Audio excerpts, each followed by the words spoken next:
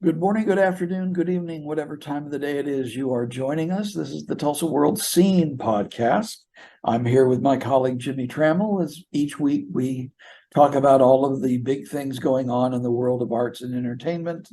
And the biggest thing this particular week, something that's going to ultimately go up in Broken Arrow that I believe you broke the news about, Jimmy. Yeah, Tuesday night, Broken Arrow City Council gave approval to execute an agreement that would bring a 12,500 seat amphitheater to Broken Arrow near the Creek Turnpike. Uh, it's a company, Notes Live, that specializes in these outdoor amphitheaters. They're building a big one in Colorado Springs. They're going to Oklahoma City. They're going to Murfreesboro, Tennessee, Georgia, and the plan is to basically have a connect the dots routing that sends, acts capable of playing these size venues, 12,500, all across that path, which would be great for Tulsa, I would think. Sort of like they used to do with the dinner theaters when that was a big craze in the late 60s and 70s. There was a path from Houston to I think it was Minneapolis, and Tulsa had the Gaslight Dinner Theater, and that was on that tour, and they would take these shows and they'd play them in all these different places. So, uh, well, now it's. How does this compare in size to, say, the BOK Center? I know that for a place like the PAC, that's like 12,000, or that's 10,000 more seats than the big theater in the PAC. How many can the BOK Center seat? Going off the top of my head, I think BOK seats maybe 18. Somebody Okay. will correct me if I'm wrong, but BOK is significantly bigger than the amphitheater in Broken Arrow is going to be. But it really fills a void in that this company looks for A, growing populations, and B, areas that have a dearth of venues. And you think about the stadium at TU just hosted a concert. It was the first one in 30 years. And the ballpark, the Jewelers Ballpark, has hosted one concert ever. So there's really a void in this marketplace for an outdoor venue. Well, the Drillers. I remember you talking about that was the Jack White It concert was a at the Jack Drillers. White show at One Oak Right. Field. They did Well, host now some back in the now day. they have presented Tulsa Symphony and Tulsa Opera, but those Okay. probably didn't quite fill it up because that was during COVID and everybody had to spread out. But well, and Tulsa hasn't had an outdoor venue since the old River Parks River Amphitheater. Parks Amphitheater, yeah. And But we're that calling it Tulsa, but really it's Tulsa Broken Arrow. It's all the same market as far as Sure. Notes Live is concerned. And they did pick three spots. They thought they might go in this area, Tulsa being one of them, supposedly West Bank of the Arkansas River being one of them, but ultimately they liked what they had in Broken Arrow.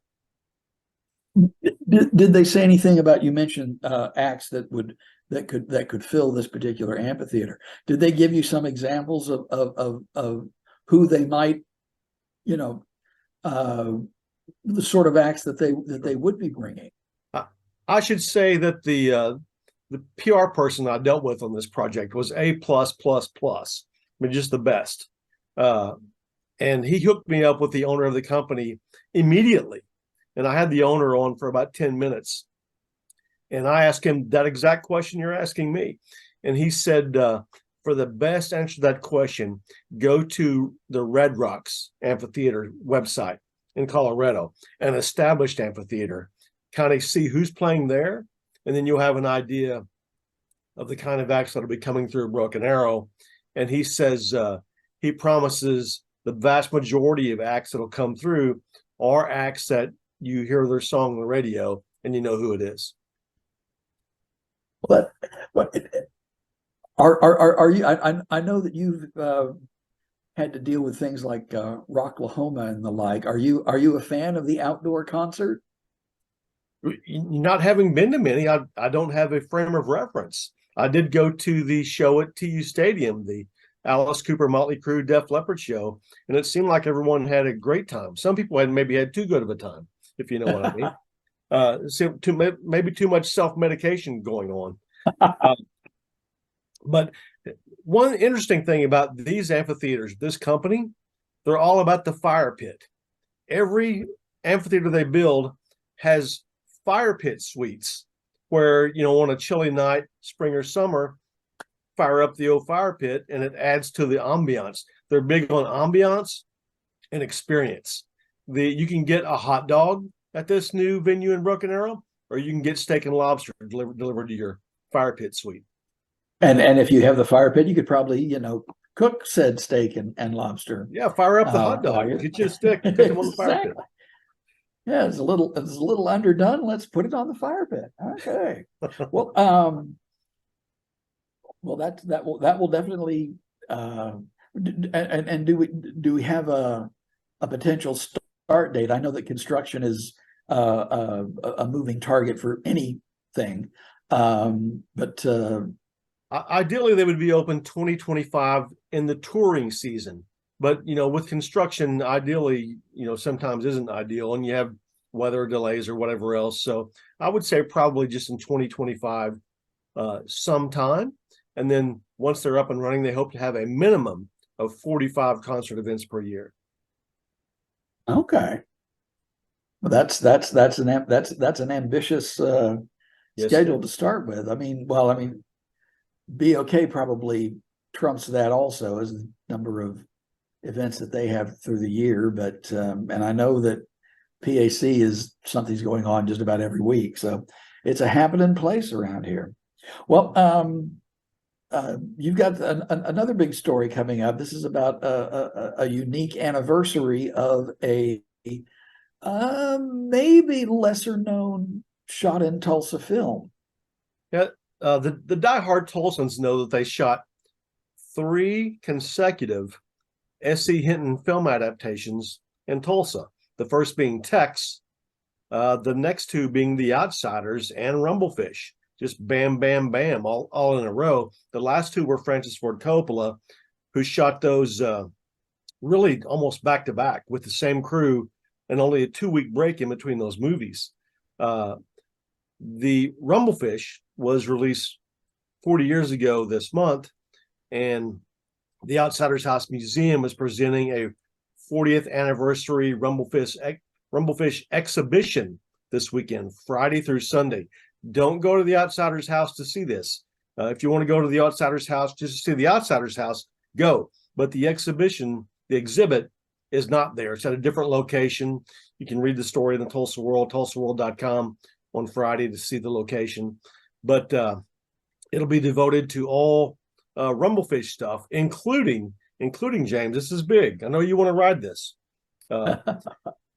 The motorcycle ridden by Mickey Rourke's character, Motorcycle Boy in Rumblefish, was apparently found in storage in Jinx, where it's been for 40 years, and it's been acquired by the Outsiders House Museum, and it is now part of the Rumblefish collection. Well, Rumblefish was a very different movie from The Outsiders. If I remember correctly, at the time, Francis Ford Coppola said he wanted to make an art film for teenagers. It was shot in black and white, and it's been years since I've seen it, but the only thing in color were the fish, yes, in a tank, if I remember correctly. And Siamese fighting fish, yes. Siamese fighting fish. And that was, and it's also one of S.E. Hinton's darker books. I mean, it's not all of her books, deal with pretty heavy topics, of course, but I think this one was I mean, just the style of it, and the narrator character was lack of a better word, someone not used to articulating his feelings. So it's a very stripped down book. It's one of her shortest. Or do you have many memories of the movie other than the Siamese fighting fish? Well, it's funny you mentioned that. And as part of the Friday story I have, we'll have 30 things to know about Rumblefish with a bunch of cast notes and basically trivia in 30 things to know form.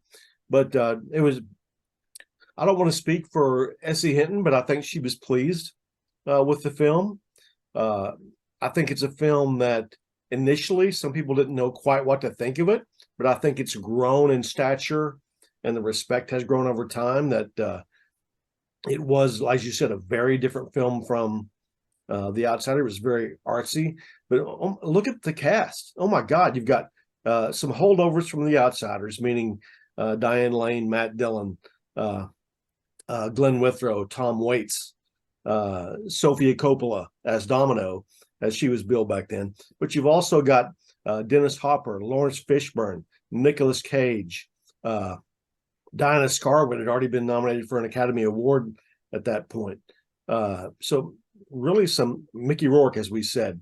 So pretty amazing that all these people were in Tulsa. First you've got that fantastic cast from The Outsiders, then you follow it up with all these people in Rumblefish. And this might be a trivia point you have, but for some reason, I have a feeling I remember that this was either Nicolas Cage's very first film role or one of his firsts. One of his first. It had a bit role in Fast Times at Ridgemont High. Okay. And he was also in Valley Girl, which I don't know about when it was filmed, but it was released before Rumblefish. Okay. All right. Well, let's see what else we've got coming up for this weekend. We are going to have a review coming up next week of one of Tulsa's newest restaurants. It is called Soma, not to be confused, as I found out doing some research, with the lingerie shop of the same name in Woodland Hills Mall. This is a restaurant on top of the Brute Hotel, which is at 18th and Boulder. Has been apartment buildings, was refurbished by Sharp Development, and they built the restaurant. The building itself is 8 stories. The restaurant is the 9th floor. They built the restaurant in a parking lot down the street and then craned it and installed it. You can't tell that when you're up there, but you do get some very incredible, beautiful views of the Tulsa area from the windows. There's a good vantage point just about anywhere you sit. The menu is compact but very, very interesting. Some intriguing little twist on familiar things. A lot of vegetable forward choices. It's going to be worth checking out. So let's see. I think that'll get us started about what's coming up. It's going to be a busy month this October with festivals and the like. So we will do our best to keep you informed of all of that in the Tulsa World, as Jimmie said, at fine newsstands everywhere and at tulsaworld.com. Once again, thank you for taking the time to be with us, and we will see you again soon. Behave.